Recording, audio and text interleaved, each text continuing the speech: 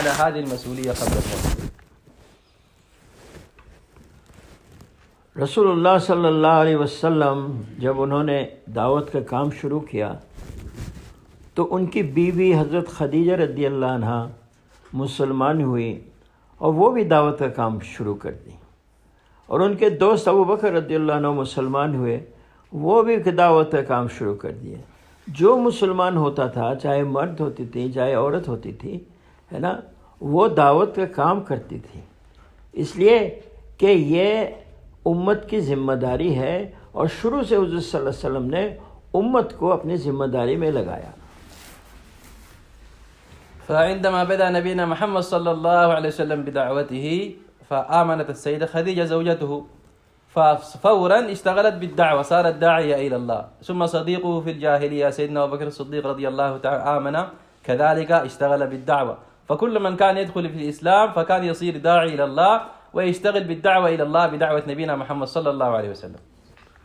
حضرت خدیجہ رضی اللہ عنہ کے محنت سے فاطمہ بنت خطاب مسلمان ہوئی، اور ان کے مضبوطی اور استقلال پر عمر رضی اللہ عنہ مسلمان ہوئے، تو گویا کہ بہن بھائی کے اسلام کا سبب بنی۔ کبھی مرد کے ذریعے سے عورتیں مسلمان ہوتی تھیں، کبھی عورتوں کے ذریعے سے مرد مسلمان ہوتے تھے۔ فالسيدة خديجة رضي الله تعالى عنها بعد أن أسلمت قال يعني اجتهد على فاطمة بنت الخطاب، هي كذلك دخلت في الإسلام، وبسبب فاطمة بنت الخطاب أسلم سيدنا عمر أخوها، فهكذا جميعا كانوا في الدعوة إلى الله. فأحيانا المرأة تسلم بسبب الرجل، يعني الأخ بسبب الأخت أو الأخت بسبب الأخ، وهكذا، فجميعا كانوا دعاة إلى الله، الرجال والنساء. جب حضور صلی اللہ علیہ وسلم جب مکہ میں داخل ہوئے فاتحانہ، تو مکہ والے اسلام قبول کرنا شروع کیے، لیکن اکرمہ ابن ابو جہل، جو ابو جہل کا بیٹا تھا، اس نے کہا کہ ہم تو اسلام نہیں قبول کریں گے، وہ مکہ چھوڑ کر بھاگ گئے۔ لیکن ان کی بیوی مسلمان ہو گئیں، ام حکیم رضی اللہ عنہ، ام حکیم رضی اللہ عنہ مسلمان ہوئی اور گئی حضور صلی اللہ علیہ وسلم کے پاس، اور کہنے لگی یا رسول اللہ، آپ چاہتے ہیں ہم اکرمہ کو آپ کے پاس لے آئے؟ حضور نے کہا ہاں ضرور لے آؤ، تو لیکن آپ کو ان کو امان دینا پڑے گا، تو ہم نے دیا ان کو امان۔ پھر وہ گئی اپنے خاوند کی تلاش میں، تو دیکھی کہ وہ دریا پار ہونے والے ہیں اور کشتی میں بیٹھ چکے ہیں، اور اس وقت تھوڑا سا طوفان آیا تھا، تو جو ملہ ہے وہ کہنے لگا سب لوگ کلمہ پڑھ لو، کہنے لگے ہم تو کلمہ سے بھاگ کر ادھر آئے۔ تو ان کی بیوی ان کو بلائی اور کہنے لگی حضور صلی اللہ علیہ وسلم نے آپ کو امن دیا ہے، آپ چلیے ہمارے ساتھ۔ تو وہ چلے گئے اپنی بیوی کے ساتھ مکہ واپس۔ حضور صلی اللہ علیہ وسلم نے ان کا اکرام کیا، ان کو دعوت دیا، اور وہ مسلمان ہو گئے۔ تو اکرمہ ابن ابو جہل جیسا، ابو جہل کا بیٹا، ان کا اسلام کے جو سبب ہوا وہ ان کی بیوی بنی، ہے نا۔ اور کیا کہا انہوں نے کہ یا رسول اللہ، آج تک ہم نے جتنا مال خرچ کیا ہے اسلام کو مٹانے کے لیے، اس سے دگنا مال ہم خرچ کریں گے اسلام کو دنیا میں زندہ کرنے کے لیے، اور آج تک ہم نے جتنا قوت لگایا ہے اسلام کو ختم کرنے کے لیے، آج سے ہم دگنا قوت لگائیں گے اسلام کو دنیا میں قائم کرنے کے لیے۔ فيقول كذلك عندما دخل النبي صلى الله عليه وسلم مكة فاتحا في فتح مكة، فعكرمة ابن أبي جهل ما كان أسلم في ذلك الوقت، فأراد الفرار حتى لا يسلم، قال لا نريد أن ندخل في هذا الإسلام، وأراد الفرار وخرج. فزوجته أم جميل أم حكيم كانت قد أسلمت، فتفكرت لزوجها كيف هو كذلك يدخل في الإسلام ويرجع إلى مكة ولا يفر لا يخرج، فاستأذنت النبي صلى الله عليه وسلم، فقال له تعطيه الأمان حتى أنا آتي به، فالنبي عليه الصلاة والسلام أعطاها الأمان، فخرجت فوجدته يعني في الساحل، يريد يعني يركب السفينة ويخرج، فأثناء ما ركب في السفينة يعني جاء الموج والرياح، فصاحب السفينة فقال له أخلص، يعني قل لا إله إلا الله، فقال ما فررت إلا من ذاك، أنا ما أريد الإسلام. في هذه الأثناء الزوجة وصلت كذلك، قالت له يعني لا تخرج وتأتي معنا، النبي عليه السلام ينتظرك، وبينت له أن النبي عليه السلام أعطاه الأمان. فرجع عكرمة ابن أبي جهل، رجع إلى النبي عليه الصلاة والسلام، وبفضل الله أسلم ودخل في الإسلام. فمعروف عكرمة ابن أبي جهل ابن من؟ ولكن بسبب جهد الزوجة وفكر الزوجة دخل في الإسلام. ثم قال النبي صلى الله عليه وسلم قدر ما اجتهدت ضد الإسلام أريد أجتهد ضعف ذلك في الإسلام لنصرة الإسلام، وقدر ما أنفقت من مال لإطفاء الإسلام وضد الإسلام أريد أنفق ضعفه لنصرة الإسلام. فهكذا بسبب زوجته يعني دخل في الإسلام وجاءت فيه هذه العاطفة والرغبة لنصرة الدين. ایسے ہی ام سلیم، ان کے پاس ابو طلحہ آئے اور کہنے لگے ام سلیم ہم تم سے شادی کرنا چاہتے ہیں۔ ابو طلحہ مسلمان نہیں تھے، ام سلیم مسلمان تھی۔ کہنے لگی ارے ابو طلحہ تمہیں شرم نہیں آتی، تم درخت پوجا کرتے ہو، پتھر پوجا کرتے ہو، اور ہم اللہ کی عبادت کرتے ہیں، تم سے ہماری کیسی شادی ہو سکتی؟ ہاں اگر تم مسلمان ہو جاؤ اور کلمہ پڑھ لو تو ہمیں اور کوئی مہر کی ضرورت نہیں ہے، تمہارا کلمہ ہی ہمارا مہر ہوگا۔ تو ابو طلحہ نے کہا اچھا ہم سوچ کے بتاتے ہیں۔ چلے گئے، دوسرے دن آئے اور کہنے لگے ہم تیار ہیں کلمہ پڑھنے کے لیے، اور انہوں نے کلمہ پڑھ لیا۔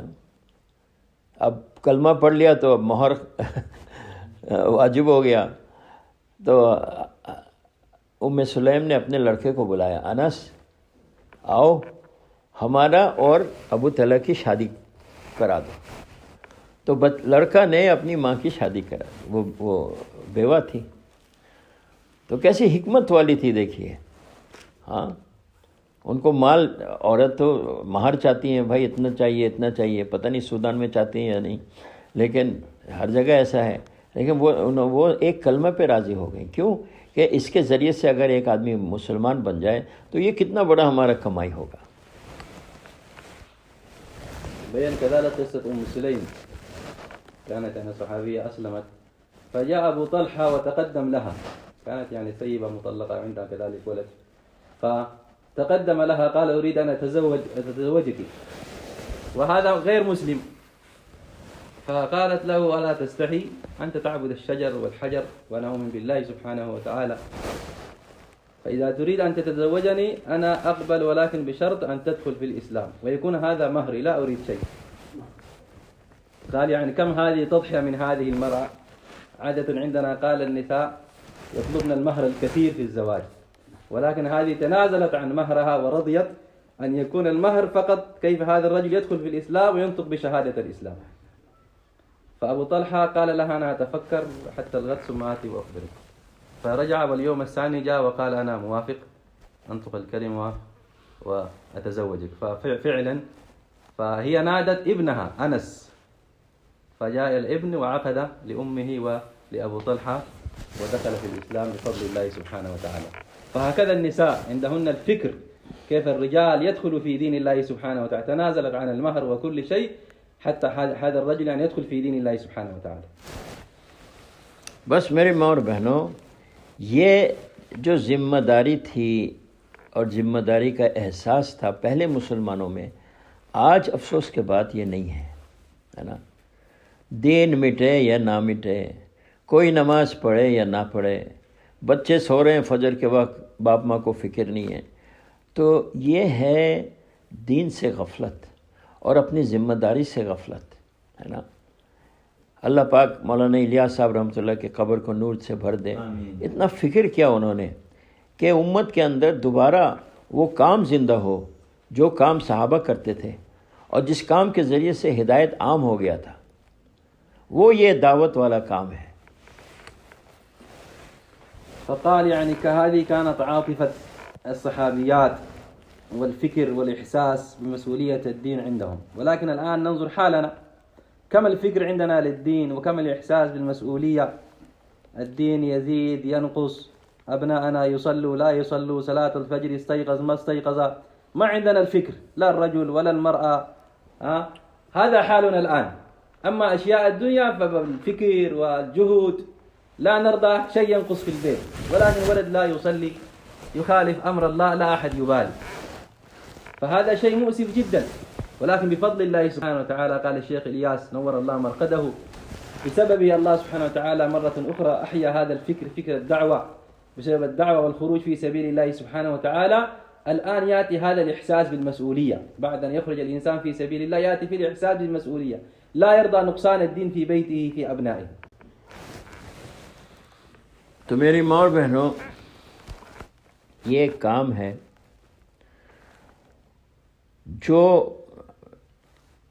انسان کو انسان بناتا ہے. یہ ایک ذمہ داری ہے جو جس ذمہ داری کو پورا کرے گا یا کرے گی وہ دنیا میں بھی کامیاب ہوں گے، آخرت میں بھی کامیاب ہوں گے. جیسے صحابہ ہوئے، صحابہ پہاڑوں کے بیچ میں رہتے تھے، کوئی پہچانتا ہی نہیں تھا ان کو، اور آس پاس کی حکومتیں ان پہ حکومت کرنا بھی نہیں چاہتی تھی، ایسے لوگ تھے، ہے نا.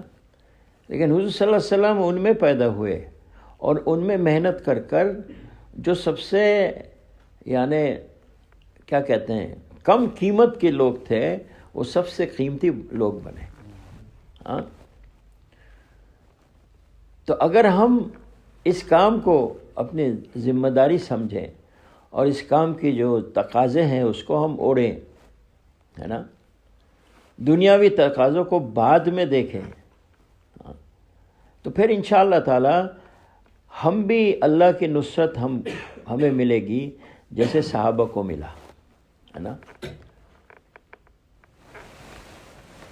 فقال إخواني وأخواتي هذا هو الجهد الذي به يصير الإنسان إنسانا.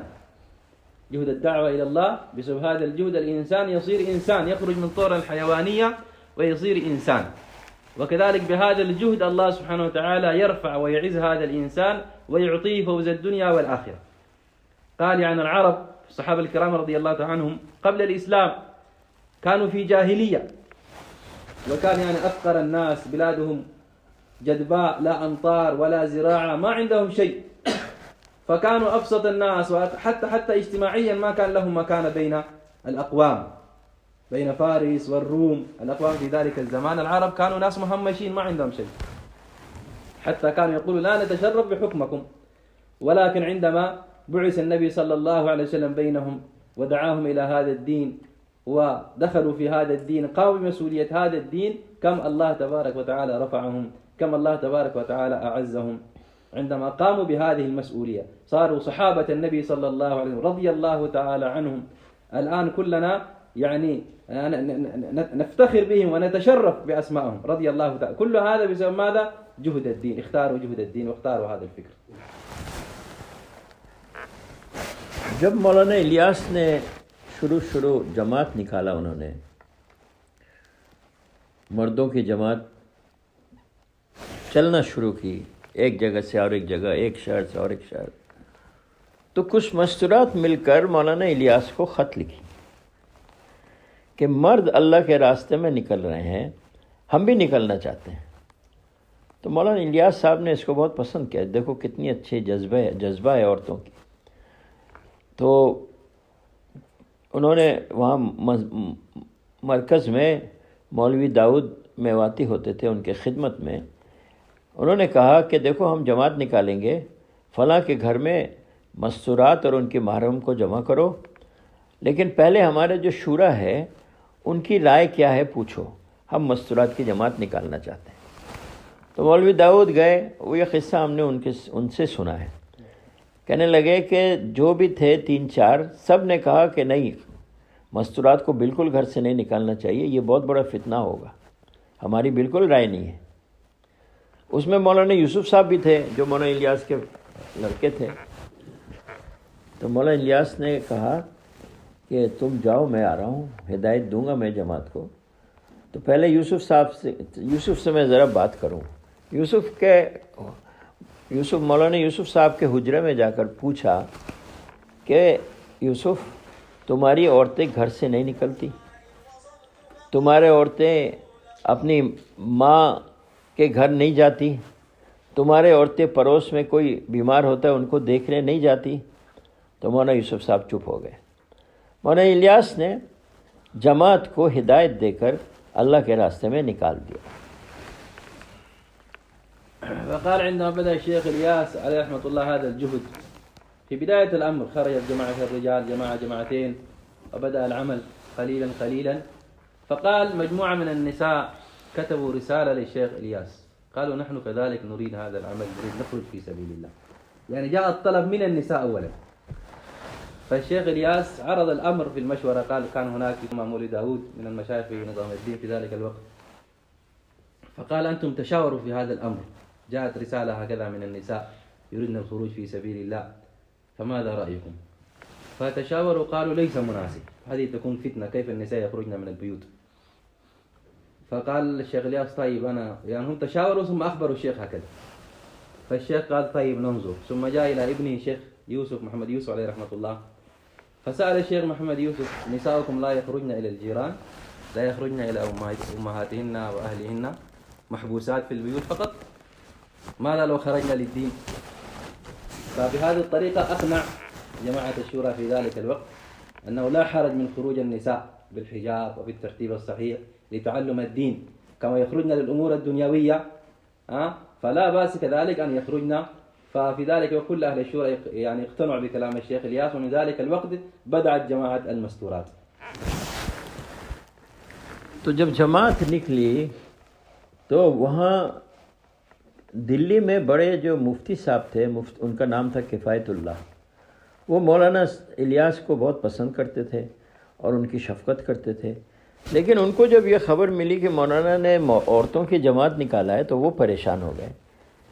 کہنے لگے علماء ابھی مردوں کے نکلنے پر ان کو انشرا نہیں ہوا ہے اور الیاس نے عورتوں کو بھی نکال دیا، وہ کیا کیا؟ یہ خبر جب مولانا الیاس تک پہنچی وہ سیدھا مفتی صاحب کے گھر پہنچ گئے اور کہنے لگے مفتی صاحب ہم نے جماعت نکالی ہے لیکن کچھ شرائط کے ساتھ نکالی ہے، آپ سنیے تو صحیح.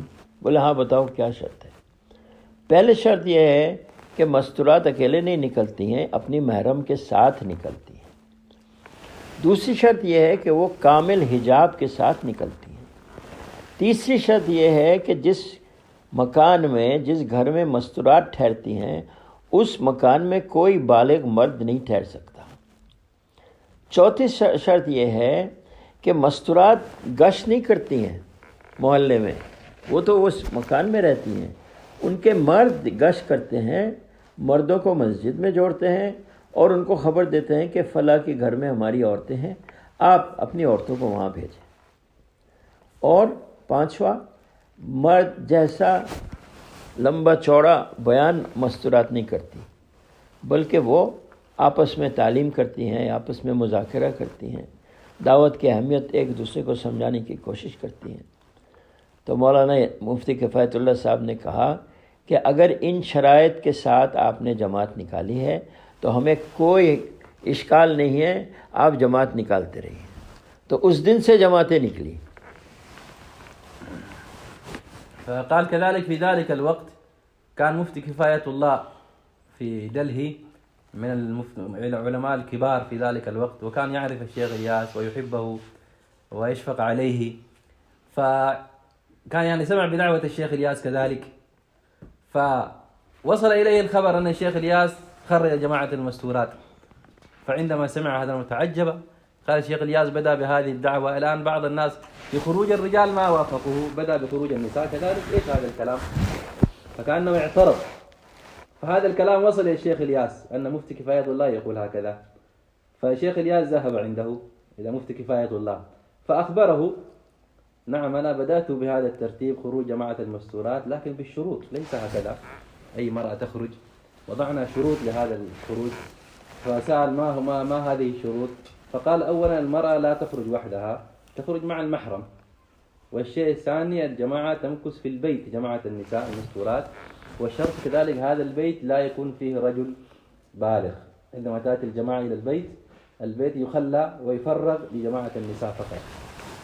والشيء الثالث كذلك المستورات النساء لا يتجولن جولة عمومية مثل الرجال، هنا يكون فقط في البيت. وكذلك الشيء الرابع قال المرأة لا تبين بيانات طويلة مثل الرجال، وإنما البيانات كلها على الرجال، النساء فقط حلقة التعليم والمذاكرات البسيطة فيما بينهن. والشرط الخامس كذلك المرأة تخرج في الحجاب الكامل، لا يسمح للمرأة تخرج بدون الحجاب الكامل. فهذه شروطنا، فماذا رأيكم؟ فالمفتي قال إذا الخروج بهذا الترتيب وهذه الشروط فلا بأس به، هذا عمل طيب. فالمفتي وافق، ومن ذلك الوقت بدأ خروج جماعة المستورات بهذه الشروط بفضل الله.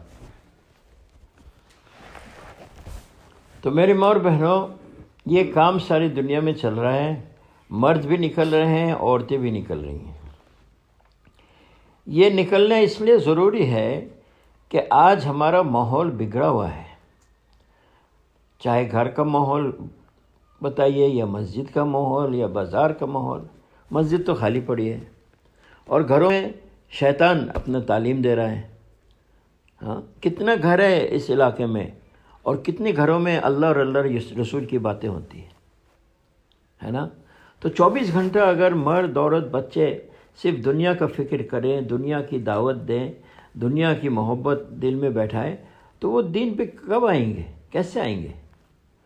ہاں، اس لیے میرے ماں بہنوں، اللہ کے راستے میں نکلنا یہ بہت ضروری ہے۔ ابھی ہم نے سنا کہ ماشاءاللہ یہاں تو بہت عورتیں ہیں، لیکن صرف 4 مستورات نے چلہ دیا ہے اور 3 مستورات نے صرف 10 دن لگائی ہیں اور 30 مستورات نے 3 دن لگائی ہے۔ یہ تو بہت تھوڑا ہے۔ ہاں، ہم چاہتے ہیں ہر گھر کی عورت ہے نا گھر میں تعلیم کا اہتمام کرے اور ہفتہ وار تعلیم میں جائے اور تیسرے مہینے میں اپنے مستورات کے اپنے مردوں کے ساتھ اللہ کے راستے میں نکلے، ہے نا؟ جب تین دفعہ 3 دن کوئی لگائے، اس کے بعد وہ 10 یا 15 دن کے لیے نکلے، اور 10 یا 15 دن لگائے، اس کے بعد وہ چلے کے لیے نکلے، اور چلہ جب لگائے اس کے بعد وہ خارج البلاد کے لیے نکلے۔ یہ ترتیب ہے ہمارے مستورات کے لیے۔ اور پورا سال میں ایک دفعہ 10 دن لگائے تو پھر کیا ہوگا؟ ہمارا ذہن صحیح رہے گا اور ہماری ایمان کی ترقی ہوگی، ہے نا؟ ورنہ انسان گناہ کے طرف جاتا ہے، فضول کے طرف جاتا ہے نا؟ اپنے نفس اس پہ قابو پا لیتا ہے جب ایمان کمزور ہو جاتی ہے۔ اس لیے بہت ضروری ہے کہ ہم ایمان کی محنت کریں، ایمان کی دعوت دیں۔ اللہ سے ہوتا ہے، چیزوں سے نہیں ہوتا، اس کی دعوت دیں۔ اللہ بڑا ہے، اللہ کے حکموں پہ چلیں گے تو ہم کامیاب ہوں گے، اور اللہ کے حکموں پہ نہیں چلیں گے تو ہم ناکام ہوں گے۔ اس کی ورد ہونی چاہیے، بچے کے منہ میں یہ بات ہونی چاہیے۔ یہ کب ہوگا؟ جب گھر کے مرد اور عورت مل کر اس کی فکر کریں گے اور گھر میں دینی ماحول بنائیں گے۔ ويقول الشيخ بفضل الله سبحانه وتعالى الآن هذا العمل في كل العالم، جماعات تخرج في سبيل الله سبحانه وتعالى رجالا ونساء، مستورات، جماعات الرجال. الله قبل هذا العمل ونشره في كل العالم بفضل الله سبحانه وتعالى. ولكن إخواني وأخواتي، كم من البيوت وكم من المناطق إلى الآن حيث ما وصل إليهم هذا الجهد، يعني بعيدين كل البعد عن الدين وفكر الدين. 24 ساعة في البيت، لا أحد يذكرك بالله سبحانه وتعالى غير كلام الدنيا والترغيب للدنيا ومحبة الدنيا. هذا حال يعني أغلب المسلمين إلا من رحم الله. فلهذا كم الآن الضرورة لهذا الجهد، الإنسان يخرج في سبيل الله سبحانه وتعالى، يفرغ الوقت، يجلس في بيئة الإيمان حتى يزداد الإيمان، يأتي فيه فكر الآخرة، يصير داعي إلى الله، يستطيع يعظم الله، يكبر الله سبحانه وتعالى. فقال ما شاء الله أخذنا حوالي هذه المنطقة ما شاء الله 4 حلقات، ولكن عدد المستورات اللائي خرجنا قليل جدا، تقريبا 4 نساء قالوا خرجنا 40 يوم، و3 أظن 10 أيام، و30 ل3 أيام، فهذا قال عدد قليل جدا. فكيف من كل بيت تكون أقل شيء مرأة واحدة خرجت ل40 يوم حتى تستطيع تقيم حلقة التعليم وأعمال الدعوة في البيت، حتى الأطفال الأبناء يتربوا على الدين، على فكر الدين، محبة الدين، فكر الآخرة، حتى الله يرضى عنا، الله يصلح الأحوال بالدين. فلهذا لا بد من الخروج في سبيل الله سبحانه وتعالى، تتكون بيئة الدين في البيوت وفي كل مكان. كل إنسان يكون داعي إلى الله، يعظم الله، يكبر الله، من الله يكون، من غير الله لا يكون شيء. فوز الدنيا والآخرة بالدين، بدون الدين خسارة في الدنيا والآخرة. كيف يأتي هذا الفكر في الجميع، رجال النساء حتى أطفالنا يذكر الله يعظم الله يكبر الله سبحانه وتعالى. فإخواني وأخواتي هذا يكون بالدعوة بالخروج في سبيل الله. والمشايخ وضعوا ترتيب لهذا الخروج. المرأة أولا تخرج 3 أيام تين بارا 3 مرات ل3 مرات، بعد ذلك تستطيع تخرج 10 أيام أو 15 يوم، وبعد ذلك تستطيع تخرج ل40 يوم، وبعد ذلك تستطيع تسافر كذلك خارج البلاد بهذا الترتيب. هذا الترتيب جهد المستورات. فكل مرة تكون حريصة على هذا الخروج. الرجل يخرج 2 شهر مع مع جماعة الرجال خروج الشهري، الشهر الثالث مع المستورات. فهذا نصيب المرأة، فكل مرة تكون حريصة على نصيبها. الرجل إذا خرج 2 شهر الشهر الثالث لابد في جماعة المستورات، تخرج مرة مرتين 3 مرات، بعد ذلك ل10 أيام أو 15 يوم، ثم بعد ذلك 40 يوم، حتى كل مرأة يعني يأتي فيها مزاج الدعوة وفكر الدعوة. تو میرے ماں اور بھائیوں، جہاں یہ کام شروع ہوا وہاں لوگ دین میں آنا شروع ہوئے، اور کبھی چھوٹے چھوٹے بچے بھی سب اس کے سبب بنے۔ امریکہ میں ایک بچہ مسلمان، کلاس میں اس کی جو ٹیچر تھی وہ سب سے پوچھی کہ تم لوگ کون کیا بننا چاہتے ہو؟ تو کسی نے لکھا کہ ہم ڈاکٹر بننا چاہتے ہیں، کسی نے لکھا ہم انجینئر بننا چاہتے ہیں، کسی نے لکھا کہ ہم بڑے تاجر بننا چاہتے ہیں، کسی نے لکھا ہم تیار بننا چاہتے ہیں۔ وہ بچہ نے سب سے آخر میں کاغذ دیا اور اس میں لکھا ہم صحابہ بننا چاہتے ہیں۔ تو ٹیچر نے کہا یہ صحابہ کیا چیز ہے؟ ہم صحابی بننا چاہتے ہیں۔ وہی صحابی کیا چیز ہے؟ تو وہ بچے نے کہا کہ یہ بہت اچھے لوگ ہوتے ہیں وہ، لیکن ہم آپ کو نہیں سمجھا سکیں گے، آپ ہماری والدہ کے پاس چلو تو وہ آپ کو سمجھائیں گی۔ تو انہوں نے کہا اچھا ٹھیک ہے، ہم جائیں گے تمہاری والدہ کے پاس۔ تو 1-2 دن بعد وہ بچے کو لے کر اسکول کے بعد اس کی والدہ کے پاس پہنچی۔ والدہ نے ان کا اکرام کیا اور ان کو دعوت دی اور ان کو اسلام سمجھایا، تو وہ عورت مسلمان ہو گئی۔ ہاں، وہ عورت مسلمان ہو گئی۔ اور ایک امریکن نئے مسلمان مرد اور عورت یہ انگلینڈ میں وقت لگانے گئے تھے، واپس جب آئے ایئرپورٹ میں تو وہ ماشاءاللہ سنت کے مطابق پگڑی پہنے ہوئے، ہاتھ میں تسبیح، اور عورت پوری ڈھکی ہوئی۔ تو ایئرپورٹ والوں نے پوچھا بھائی تم تو سمجھے، تمہیں تو میں دیکھ رہا ہوں، لیکن یہ کون ہے، یہ کیا ہے؟ تو یہ ہماری بیوی ہے۔ تو بولے بیوی ہے تو ہمیں دیکھنے دو، ہم پاسپورٹ سے چہرہ ملائیں گے۔ تو بولے نہیں، چہرہ تو غیر محرم نہیں دیکھ سکتا عورتوں کا، اسلام میں اس کی اجازت نہیں ہے۔ تو بولے پھر کیسے ہم چیک کریں گے؟ بھائی تم عورت کو لاؤ۔ تو ایک کمرے میں ایک عورت ان کو لے گئی، انہوں نے اپنا پاسپورٹ دکھایا اور نقاب اٹھایا، اور پھر بولا ملتا ہے؟ بولا ہاں ملتا ہے، چھوڑ دیا۔ بولے تم یہاں کیوں پردہ کر رہی ہو؟ یہاں تو مرد نہیں آ رہے ہیں۔ بولے ہمیں ڈر لگتا ہے تم بے پردگی سے ساری دنیا گھومتی ہو، اس کا اثر کہیں ہمیں نہ آ جائے، اس لیے ہم تم سے بھی پردہ کرنا چاہتے ہیں۔ فقال بفضل الله سبحانه وتعالى أنا هذا العمل في كل مكان، وبسبب هذا الجهد الله سبحانه وتعالى أصلح يعني كثير من البلاد والبيوت والأفراد، وحتى قال بعض الأطفال يعني صاروا سبب لخروج الوالدين وخروج الناس في سبيل الله سبحانه وتعالى، والتعليم في البيت، وحلقات التعليم في البيت. فذكر قصة أظن في أمريكا، يعني الأطفال يدرسون في المدرسة أظن ابتدائية ولا روضة، فالمعلمة سألت الأطفال ماذا يعني تريد أن تصبح عندما تصير كبير؟ ومعروف فكر الأطفال كل واحد حسب فكره، أنا أريد أكون طيار، كابتن طيارة، أنا أريد أكون مهندس، أنا أريد أكون طبيب، وهكذا كل واحد بين الشيء الذي في رأسه. فكان هناك أحد أبناء المسلمين فقال أنا أريد أن أكون صحابي. فالأستاذة تعجبت، ما فهمت إيش يعني الصحابي، فقالت الولد شنو يعني الصحابي؟ فقال الصحابة هؤلاء كانوا ناس صالحين طيبين، أنا أريد أكون مثلك، لكن أنا ما أستطيع أفهمك، تأتي إلى أمي هي تبين لك. فالأستاذة انشغلت بهذا الأمر، تريد تعرف، فذهبت إلى أم الولد في البيت في آخر اليوم، فالأم اغتنمت الفرصة ودعتها إلى الإسلام، بيّنت له الإسلام والصحابة والدين وهكذا، فبفضل الله سبحانه دخلت في الإسلام. السبب ماذا؟ هذا الطفل الصغير غير البالغ. فهكذا بفضل الله سبحانه وتعالى الله يهدي الناس بالأسباب البسيطة. فذكر كذلك قصة من أمريكا، قال زوجي وزوجة سافروا للخروج إلى بريطانيا، فما شاء الله في الحجاب الكامل، النقاب، مرأة متنقبة، والرجل بالعمامة والسبحة، سنة كاملة. ففي المطارات كما معروف التفتيش، فعندما جاءوا في المرور جوازات، فقالوا نعم هذا جوازك أنت، ولكن من هذا إيش هذا المغطى، ما نرى شيء، هذا الجواز هل هي هو نفس هذا أو آخر؟ كيف نعرف؟ لماذا هي غطت وجهها؟ نريد نتأكد. فقالوا له نحن مسلمين والله أمرنا بالنقاب، المرأة لا تكشف وجهها إلا أمام المحرم. فقالوا لهم هذا إجراء قانوني، ما نستطيع تسافر إلا ننظر هل هي نفسها صاحبة الجواز أم رجل، مرأة، إنسان آخر. فقالوا لهم طيب أنتم تأتوا بامرأة من الشرطة، ممكن هي خلف حجاب ستار تكشف وجهها. فجابوا مرأة من الشرطة ودخلوهم في الحجاب فكشفت وجهها وتأكدوا من الجواز، ثم يعني أجازوا لهم السفر. فهذه سألوهم يعني لماذا كل هذا، أنت تستري كل الناس ما شاهدوا عريانات وكذا. فقالت هذا أمر الله سبحانه وتعالى ونحن مسلمين، فما نستطيع أن نخالف أمر الله سبحانه وتعالى، والله أمرنا بالحجاب، فكيف لنا أن نخالف أمر الله سبحانه وتعالى. فهكذا بفضل الله سبحانه وتعالى بسبب هذا العمل اللہ یعنی نشر الہدایہ وجاء الدین فی حیات الناس.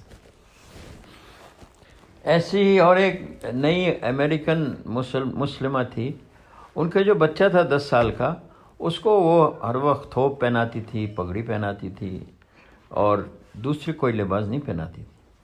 تو ان کے آس پاس رہنے والی ہندوستانی، پاکستانی اور بھی مسلمان عورتیں ان کو کہا کہ تم یہ بچے کو صرف یہی کپڑے پہناتے ہو، تو یہ جو عام کپڑا ہے پینٹ شرٹ یہ کیوں نہیں پہناتی؟ تو اس عورت نے کہا کہ اسلام کے دشمنوں کا کپڑا ہم اپنے بچوں کو پہنائیں گے، یہ کبھی نہیں ہو سکتا.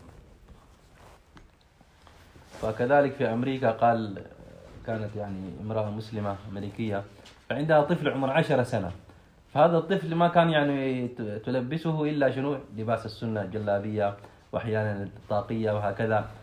فهناك طبعا بيئة الكفر معروف لباس الكفار وكذا، فشيء شاذ هناك.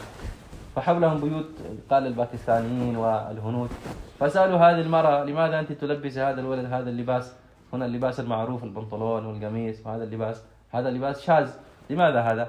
فقالت أنا ما ألبس ابني لباس الكفار، هذا البنطلون هذا القميص وهذه الألبسة الغريبة هذا لباس الكفار، أما لباس المسلمين لباس السنة فهذا الجلباب والطاقية، فأنا لا أريد ابني يلبس لباس الكفار. تو میری ماں اور بہنوں، دین کی سمجھ آتی ہے جب ہم دین کے لیے محنت کریں گے. ڈاکٹر کو سمجھ آتا ہے ڈاکٹری جب وہ ڈاکٹری لائن میں محنت کرتا ہے، اور انجینئر کو انجینئرنگ سمجھ میں آتی ہے جب وہ انجینئرنگ کے ماحول میں جا کے انجینئرنگ کالج میں پڑھتا ہے. اسی طرح میری ماں اور بہنوں، اگر دین کا سمجھ حاصل کرنا ہے تو ہمیں اس ماحول میں آنا پڑے گا، اور آج کے دن میں جماعت کے سوا اور کہیں یہ ماحول نہیں ملے گا، ہے نا. اس لیے ہمارے بڑے یہ چاہتے ہیں کہ ہر مسجد مسجد نبوی کے نقشے پہ آ جائے، اور ہر مسلمان کا گھر صحابہ جیسا گھر بن جائے. تو مسجد میں کیا ہوتا تھا؟ مسجد میں ایمان کے حلقے ہوتے تھے، مسجد میں تعلیم ہوتی تھی، مسجد میں ذکر اور عبادت ہوتا تھا، مسجد میں خدمت ہوتا تھا، مسجد میں مشورہ ہوتا ہے، اور جماعتیں آ رہی ہیں جا رہی ہیں، یہ ماحول ہے مسجد کا. صحابہ کے گھروں میں کیا ہوتا تھا؟ صحابہ کے گھروں میں بھی ایمان کی مجلس ہوتی تھی، تعلیم اور تعلم ہوتا تھا، ذکر اور عبادت ہوتی تھی، اور مشورہ ہوتا تھا، اور مستورات جو دین سیکھنے آتی تھی وہ صحابہ کے گھروں میں رہ کر دین سیکھتے. آج میری ماں اور بہنوں، مسجد خالی پڑی ہے، مسجد میں تالا لگا ہوا ہے، اور گھر کا حال یہ تو بیان کے باہر ہے. اللہ ہماری حفاظت کرے. یہ آپ ہم سے لکھ لیجئے کہ اگر اللہ اور اللہ رسول کی تعلیم گھروں میں نہ ہو تو شیطان ضرور آپ کے گھروں میں تعلیم کر رہا ہے. فقال هكذا بفضل الله سبحانه وتعالى وسبب هذا الجهد الله سبحانه وتعالى يغير الأحوال. كثير من الناس انصلحوا وفهموا الدين بسبب جهد الدين. كما أن الطبيب ما لم يدرس في كلية الطب لا يصير طبيب، المهندس ما لم يدرس ويتخرج من كلية الهندسة لا يصير مهندس. هكذا الذي يريد الدين لابد يجتهد جهد الدين، يأتي في بيئة الدين فيفهم الفهم الصحيح للدين ويستطيع يعمل بالدين. هذه سنة الله تبارك وتعالى، وهذا الشيء الآن ما نجده إلا في هذا الخروج. في الدعوة إلى الله سبحانه وتعالى، بيئة الدعوة، بيئة الدين، بيئة الأعمال. فكيف نتفكر الآن كل بيت تصير مثل بيوت الصحابة، كل مسجد يصير مثل المسجد النبوي في زمان النبي صلى الله عليه وسلم. ماذا كان في المسجد النبوي؟ الأعمال، تعليم، التعلم، العبادات، الذكر، الخدمة، وهكذا في البيوت كذلك أعمال التعليم والتعلم، حلقة التعليم والمشورة اليومية، استقبال الجماعات وتعليم النساء وهكذا. فكيف بيوتنا كذلك تكون مثل بيوت الصحابة الكرام رضي الله عنهم، عامرة بذكر الله. فقال أنا على يقين أقول لكم البيت الذي ليس فيه حلقة التعليم هناك حلقة الشيطان. إذا ما نجح حلقة التعليم في البيت فتكون حلقة الشيطان يعني يجتهد على هذا البيت وينفرهم عن دين الله سبحانه وتعالى، وتأتي الأحوال في هذا البيت. فلهذا إخواني وأخواتي كلنا نتفكر لهذا الأمر. اس لیے 3 چیز بہت ضروری ہے ہمارے مستورات کے لیے. ایک یہ کہ اپنے گھروں میں روزانہ تعلیم ہو، اور اس تعلیم میں گھر کے سب کو جمع کر کے پھر تعلیم ہو. اس کے لیے محنت چاہیے. یہ نہیں کہ بھائی بیوی میاں بیوی مل کے تعلیم کر کے سو گئے، بچہ لڑکا کہیں ہے لڑکی کہیں ہے نا، ایسا نہیں. سب کو جمع کر کے کتاب سے پڑھنا، منتخب حدیث اور ریاض الصالحین اور حیات الصحابہ، یہ عربوں کے لیے نصاب ہے. اور کتاب پڑھنے کے بعد صفات کی مذاکرہ ہو، 6 صفات. ایک دن آپ کریں، پھر دوسرے دن آپ کی بیوی کریں، پھر تیسرے دن بچہ کرے، پھر بچی کرے. ایسے ہر روز کوئی نہ کوئی 6 صفات کا مذاکرہ کرے. اور مذاکرہ کے بعد گھر کے اندر تشکیل ہو کہ والد صاحب خارج البلاد کب جائیں گے، اماں جان مستورات میں جماعت میں کب نکلی ہیں، ہے نا، بھائی میرا ابھی چھٹیوں کا وقت ہے وہ کب نکلے. تو گھر میں ایک دوسرے کو نکالنے کی ایک ترتیب ہو، تشکیل ہو. چوتھا مشورہ ہو کہ کل کون کتاب پڑھے گا اور کل کون 6 صفات کا مذاکرہ کرے گا. اور قرآن کے حلقے لگے تاکہ بوڑھی سے بوڑھی اور جوان سے جوان اور چھوٹا بچہ بھی ان کا قرآن صحیح ہو. تو اس لیے تجوید کا حلقہ بھی لگے. یہ 5 کام ہر روز اپنے گھر میں سب کو لے کر کرنا ہے. یہ ذمہ داری ہمارے مردوں کی بھی ہے، یہ ذمہ داری ہماری مستورات کی بھی ہے کہ ہمارے گھر میں روزانہ تعلیم ہو. تو کتنا خیر اور کتنا برکت آئے گا آپ سوچ نہیں سکتی. دوسری بات ہے کہ ہفتہ وار جو تعلیم ہے اس تعلیم میں ہمیں شرکت کرنا ہے. بہت ضروری ہے کہ ہفتے میں ایک دفعہ ہم، ہے نا، محلے کی عورتیں ہم اکٹھے ہو جائیں اور اللہ کی باتیں سنیں، رسول کی باتیں سنیں. 6 نمبر کا مذاکرہ ہو اور پھر آپس میں بیٹھ کے ایک دوسرے کو تشکیل کریں کہ کون کس وقت نکلے گا اور کون اپنے مردوں کو اللہ کے راستے میں نکالیں گی، ہے نا. 3 تشکیل ہونی چاہیے ہمارے ہفتہ وار تعلیم میں. ایک، روزانہ اپنے گھر میں کون تعلیم کرے گا روزانہ. دوسرا، اپنے مردوں کو کون نکالے گا. تیسرا، خود کب اپنے نکلیں گے. تو اس کی ہم جماعت بنائیں اور جماعت بنا کے پرچہ مردوں کو بھیجیں. پھر مرد فکر کریں گے، تفقد کریں گے، رخ ٹھیک کریں گے اور جماعتوں کو نکالیں گے، ہے نا. تیسری بات ہے کہ تیسرے مہینے میں ہمیں 6 روزہ کے لیے نکلنا ہے. یہ بالکل طے کر لیں اور اپنے خاوند کو یاد دلاتے رہیں کہ دیکھو یہ ہمارا 3 دن کا وقت آ گیا ہے، آپ کو ہمیں لے جانا پڑے گا. اگر ایسا ہو کہ خاوند بیچارہ کا کوئی مشغولی ہے وہ نہیں جا سکے تو آپ دوسرا محرم کو تیار کریں. لڑکا بڑا ہے تو اس کو تیار کریں، بھائی ہے تو اس کو تیار کریں، والد صاحب ہیں تو ان کو تیار کریں. ہاں، کوئی بھی اپنے محرم کو تیار کر کے 6 روزہ ہمیں لگانا ہے. ہاں، 3 دفعہ 6 روزہ ہو گیا، 15 دن کے لیے نکلیں. 15 دن ہو گیا، چلے کے لیے نکلیں، ہے نا. اور ہندوستان، پاکستان، بنگلہ دیش اگر کوئی 5 دفعہ 3 دن لگائے اور ان کا مرد چلہ لگایا ہوا ہے تو وہ آ سکتی. ہندوستان، پاکستان، بنگلہ دیش کا یہ بڑوں نے اس کا رخصت دیا ہے. تو اس لیے میری ماں اور بہنوں، یہ 3 کام مستورات کو بہت اہتمام سے کرنا ہے. گھر میں تعلیم روزانہ، ہفتہ وار تعلیم میں جانا، اور تیسرے مہینے میں خروج کرنا. ہاں، اس سے ایمان کی ترقی ہوگی. اور گھر میں دینی ماحول بنانا، گھر میں دنیاوی ماحول نہیں بنانا کہ کہیں گانا ہو رہا ہے، کہیں بے پردگی ہو رہی ہے، ایسا نہیں ہے نا. گھروں میں آواز باہر جائے گی صرف قرآن کی تلاوت کی. ہاں، اور پردے کا ایسا انتظام ہوگا کہ غیر محرم کوئی اندر نہ آ جائے. حضرت فاطمہ سے حضرت علی نے پوچھا تھا کہ تم کیا پسند کرتی ہو؟ تو حضرت فاطمہ نے کہا تھا کوئی ہمیں نہ دیکھے اور ہم کسی کو نہ دیکھیں. اس کے معنی کوئی غیر محرم ہمیں نہ دیکھے اور کوئی ہم کسی غیر محرم کو نہ دیکھیں. تو یہ بات حضرت صلی اللہ علیہ وسلم کو جب حضرت علی نے سنایا تو حضور نے بہت خوش ہو گئے کہ دیکھو فاطمہ نے کتنا اچھا جواب دیا ہے. تو اس لیے میری ماں اور بہنوں، گھروں میں پردہ کا اہتمام ہو، گھروں میں ایک ایسی جگہ ہو جس میں گھر کی عورتیں نماز بھی پڑھیں، تعلیم بھی کریں، تلاوت بھی کریں، جس کو گھر کا مسجد کہا جاتا ہے. ہاں، تو انشاءاللہ تعالی یہ کچھ کام مستورات کریں. ہاں، جماعت آئے تو ہم ان کی نصرت کریں، مستورات کی جماعت آئے، اور ہم اپنا گھر ایسا بنائیں کہ صرف اطلاع کافی ہے. ہم مستورات کو ہم اپنے گھروں میں ٹھہرائیں گے، مرد مسجد میں چلے جائیں گے اپنا بچھونا لے کر. ایسے ایک ماحول بنانا ہے ہمیں. پانی لینا.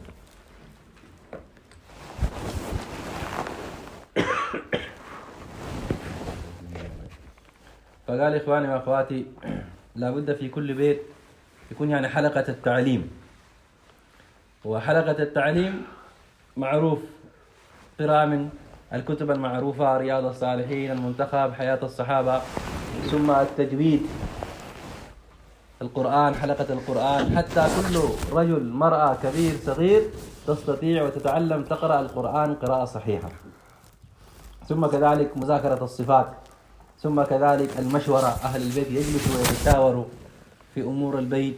ثم في الخروج كذلك، خروج أهل البيت، من جاء وقت خروجه، الآن الابن يخرج أم الأب يخرج، الأم متى تخرج، وهكذا يكون فكر الخروج في هذه المشورة. يتشاوروا في من يخرج الآن. والشيء الثاني كذلك يتشاوروا في أعمال الغد، غدا من يقرأ من الكتاب عليه التعليم، غدا من عليه مذاكرة الصفات، وهكذا يتشاوروا في أمور البيت. ففي كل بيت كيف يعني تكون هذه الحلقة، حلقة التعليم بالاهتمام. وكذلك حلقة التعليم الأسبوعية في الحلقة، كيف في البيت المناسب حسب الشروط تقام هذه الحلقة، ونكون حريصين يعني كل أهل الحي أو أهل الحلقة يحضروا يعني في هذا التعليم، النساء جميعا يحضرن حتى يستفدن. وفي هذه الحلقة كذلك تكون القراءة من الكتاب، ثم كذلك التشكيل، حتى تكون الفائدة. بهذه الأعمال تنزل نصرة الله سبحانه وتعالى، بهذه الأعمال تتغير البيئات، تنزل الهداية، الله سبحانه وتعالى يرضى عنا. كما الآن الأحوال في الخارج، فصلاح الأحوال بهذه الأعمال، حلقات تعليم البيوت، حلقة التعليم الأسبوعية في المنطقة. كل مرأة تكون حريصة كيف هي تخرج، يعني هذه 3 أيام مع زوجها كل بعد شهرين. الرجل خرج الآن 3 أيام في هذا الشهر، والشهر الثاني خرج، الشهر الثالث لابد المرأة تخرج. قال لو حصل للرجل عذر، الرجل ما يستطيع يخرج هذا الشهر الثالث، جماعة المستورات حصل له عذر، فالمرأة تخرج ولو مع محرم آخر، مع الابن أو مع محرم آخر إذا حصل للزوج يعني عذر. فالمرأة تكون حريصة على حقها، الشهر الثالث هذا لها، فتطالب حتى هي تخرج ولا تؤخر هذا الخروج. فإذا خرجت مرة، مرتين، 3 مرات، قال بعد ذلك تستطيع تخرج 10 أيام و15 يوم، وبعد ذلك 40 يوم، وهكذا، حتى كلنا نترقى ونزداد في هذا العمل. لا نبقى فقط 3 أيام كل مرة، حتى نترقى ونستفيد، يزيد الفكر فينا في هذا الجهد. اللہ قبول فرمائے اور آپ کے جمع ہونے کو بھی قبول فرمائے. ابھی یہ تقاضا ہے ہمارا کہ ابھی آپ حضرات بیٹھ جائیں، اور جنہوں نے 3 دن لگایا ہے وہ دوسرے 3 دن کا نام لکھیں، اور اگر دوسرے 3 دن لگا ہوا ہے تو تیسرے 3 دن کے لیے نام لکھیں، اور اگر جن کا 3 دفعہ ہو گیا ہے، 3 دن ہو گیا ہے، تو وہ 10 یا 15 دن کے لیے نام لکھیں، اور جنہوں کا جو 10 دن 15 دن والی ہیں وہ بیٹھ کے آپس میں چلہ کا نام لکھیں، اور جو 4 بہن ہیں جن کا چلہ لگا ہوا ہے وہ خارج البلاد کے لیے نام لکھیں، اور جن کا 5 دفعہ چلہ 5 دفعہ 3 دن لگا ہے، ہم چونکہ بنگلہ دیش سے آئے ہیں، ہماری ابھی تھوڑی دیر پہلے ہمارے گھر والے سے بات ہوا کہ ہم جا رہے ہیں مستورات میں بات کرنے کے لیے، تو انہوں نے کہا کہ آپ نقد مستورات کی جماعت بنگلہ دیش لائیے، تو یہ تقاضا ہم آپ کے سامنے پیش کرتے ہیں کہ نقد جماعت تیار ہو جائے، ہے نا، ویزا میں جتنا دن لگے آپ نام دے دیں، انشاءاللہ ہم جا کے آپ کے ویزے کے ارینج کریں گے انشاءاللہ۔ فقال الآن إن شاء الله مقتضى التشكيل، فأي مرة يعني خرجت 3 أيام لمرة واحدة الآن تسجل خروج ل3 أيام المرة الثانية، والتي خرجت مرة ثانية تنوي وتسجل الخروج للمرة الثالثة، والتي خرجت 3 أيام من قبل الآن تسجل ماذا 10 أيام و15 يوم، لأن هذا هو الترتيب، والتي خرجت من قبل 10 أيام و15 فتسجل ل40 يوم. وكذلك إذا موجود مجموعة خرجنا ل40 يوم فنكون جماعة لخارج البلاد. قال قبل أن آتي الآن في الطريق قال تكلمت مع زوجتي فقلت لها أنا الآن ذاهب لبيان المستورات، فقالت لي تشكل جماعة إلى البنغلاديش، الشيخ من بنغلاديش، فزوجته طلبت أنتم تشكلوا جماعة من السودان وترسلوه والبيت إن شاء الله بيتي إن شاء الله، والشيخ يقول إن شاء الله أنا كذلك مستعد أستقبل هذه الجماعة في بيتي، فإن شاء الله الآن وقت التشكيل فنسجل إن شاء الله لهذه المقتضيات، جماعة 3 أيام و15 و10 أيام وكذلك ل40 يوم وكذلك لخارج البلاد. وقت تھوڑا ہے نا، اس لیے دعا کر دیں وہ اپنی تشکیل کرتے رہیں، اور ہمیں کاغذ بھیجیں، ہم دیکھنا چاہتے ہیں نقد کون آئے گا. فقال الآن الوقت قليل، فأنا الآن إن شاء الله نسوي الدعاء، فبعد الدعاء نجلس كلنا، المفروض يكون التشكيل بعدين الدعاء، لأن الوقت ضاق، أنه يكون الدعاء الآن، بعد ذلك نجلس كلنا إن شاء الله نكمل التشكيل، وبعد ذلك إن شاء الله ترسل لنا الورقة، فأنا أريد أن أنظر كم مرة استعدت وكم استعدوا كذلك في بنغلاديش حتى أنا أخبر زوجتي. ورقة. الآن يبدأ التشكيل إن شاء الله بعد الدعاء. اللهم صل على سيدنا ونبينا وشفيعنا مولانا محمد وعلى آله وأصحابه وبارك وسلم. ظلمنا أنفسنا وإن لم تغفر لنا وترحمنا لنكونن من الخاسرين. ربنا لا تزغ قلوبنا بعد إذ هديتنا وهب لنا من لدنك رحمة إنك أنت الوهاب. اللهم حبب إلينا الإيمان وزينه في قلوبنا وكره إلينا الكفر والفسوق والعصيان وجعلنا من الراشدين. لا إله إلا الله الحليم الكريم. سبحان الله رب العرش العظيم والحمد لله رب العالمين. أسألك موجبات رحمتك وعزائم مغفرتك والغنيمة من كل بر والسلامة من كل إثم.